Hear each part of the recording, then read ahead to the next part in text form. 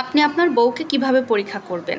আপনি যার সাথে জীবন পার করছেন, যে আপনার অর্ধাঙ্গিনী, সে আসলে মানুষ হিসেবে ভালো নাকি খারাপ, এটা আপনি কিভাবে বুঝবেন? খুবই সহজ একটা ব্যাপার।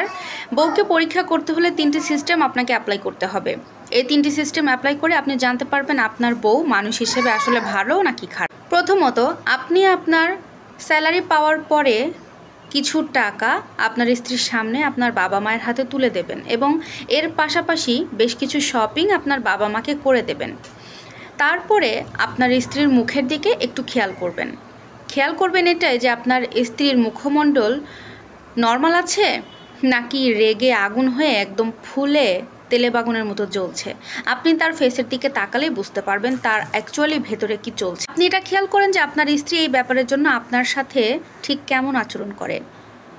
ব্যাপারটা সে নর্মালভাবে নেয় নাকি আপনার সাথে তর্ক বিতর্ক শুরু করে অশান্তি সৃষ্টি করে ঝগড়া শুরু করে দেয়। যদি দেখেন আপনার স্ত্রী এই ব্যাপারটা খুবই নর্মাল নিয়েছে এবং আপনার সাথে সে একমত আছে, তাহলে আলহামদুলিল্লাহ বলে বউকে ভালোবাসবেন, এমনকি মাথায় তুলে রাখবেন, কারণ আপনার স্ত্রী মানুষ হিসেবে অনেক ভালো। আর এই ধরনের স্ত্রীকে কিন্তু সব পুরুষ পায় না।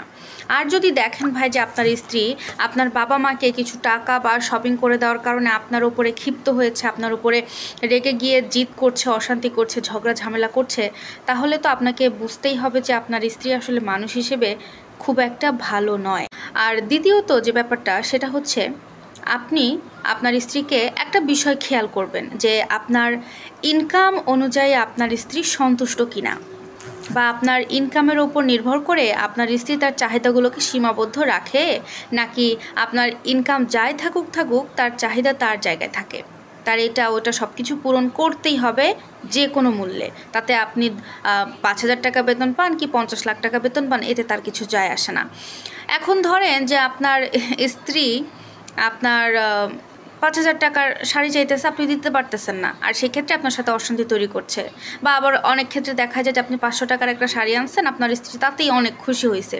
তো এই ব্যাপারটার জন্য আপনি শুধু খেয়াল করবেন যে আপনার স্ত্রী আপনার আর্থিক উপার্জনের ওপরে নিজের চাহিদাগুলো সীমাবদ্ধ যদি রাখে, তাহলে আলহামদুলিল্লাহ বলে বউকে মাথায় তুলে রাখেন, আদর যত্ন দিয়ে আগলে রাখেন, কারণ আপনি একটা সোনার টুকরা পাইছেন ভাই।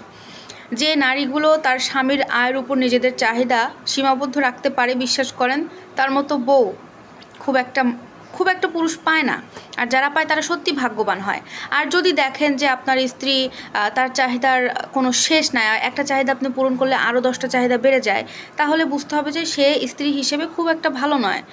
সে আপনার আর্থিক উপার্জনের উপরে সীমাবদ্ধ নয়, তার চাহিদাগুলো সবসময় প্রায়োরিটি বেশি দিয়ে থাকে। আর তৃতীয়ত যে ব্যাপারটা সেটা হচ্ছে, আপনার চাকরি আছে, আপনি ইনকাম করছেন, সবই ঠিক আছে, কিন্তু তারপরেও চাকরি থাকা অবস্থায় আপনার স্ত্রীকে শুধু এসে বলবেন একটা সময় যে হঠাৎ করে যে জানো আমার চাকরিটা তো চলে গেল, তাহলে এখন আমি কিভাবে সংসার চালাবো, আমি কিভাবে কি করব কিছু বুঝতে পারছি না, আমি তো নিঃস্ব হয়ে গেলাম। তখন দেখেন যে আপনার স্ত্রী আপনাকে কি বলে। সে আপনার পাশে থাকে, আপনাকে সান্ত্বনা দেয়, আপনাকে সাহস যোগায়, নাকি আপনার সাথে খারাপ ব্যবহার করতে শুরু করে, আপনাকে ছেড়ে চলে যায়, আপনাকে খোঁটা দেয়, আপনার সাথে অপমান করে, আপনাকে কি করে সেটা আপনি খেয়াল করেন। যদি আপনার পাশে থাকে, আপনাকে সান্ত্বনা দেয়, সাহস যোগায়, তাহলে বুঝতে হবে আপনার স্ত্রী সত্যি মানুষ হিসেবে অনেক ভালো। আর এই স্ত্রীকে ভাই কখনো হাতছাড়া করবেন না, সবসময় যত্ন করে আগলে রাখার চেষ্টা করবেন।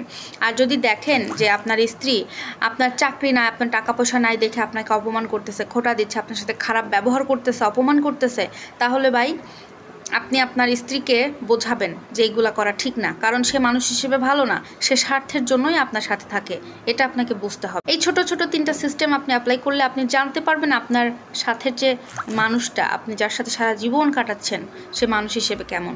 যদি পজিটিভ রেজাল্ট পান তাহলে তো আলহামদুলিল্লাহ, আর যদি পজিটিভ রেজাল্ট না পান তাহলে মানুষটাকে বুঝান, তাকে বুঝিয়ে ভালো পথে আনার চেষ্টা করুন। আল্লাহ হাফেজ।